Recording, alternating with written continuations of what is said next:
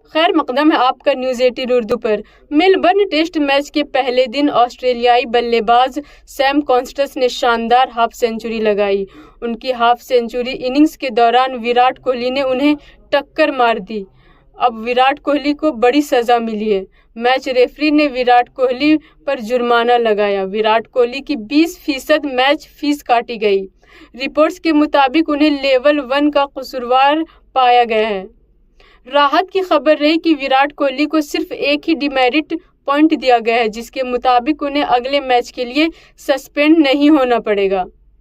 पहले दिन के खेल खत्म होने के बाद विराट कोहली की मैच रेफरी एंडी पाइक्राफ्ट के सामने पेशी हुई, जहां पर विराट कोहली ने अपना जुर्म कबूल किया। दरअसल विराट कोहली दूसरे एंड पर स्लिप की तरफ जा रहे थे। सैम कॉन्स्टेंस भी अपना एंड बदल रहे थे। इसी दौरान विराट कोहली ने उन्हें टक्कर मारी। इस वाक़ये के बाद विराट कोहली की मजम्मत की जा रही है। इसके साथ ही इजाज़त दीजिए और बाकी की खबरों के लिए न्यूज़ 18 उर्दू के साथ बने रहिए। शुक्रिया। फ़ी अमानिल्लाह।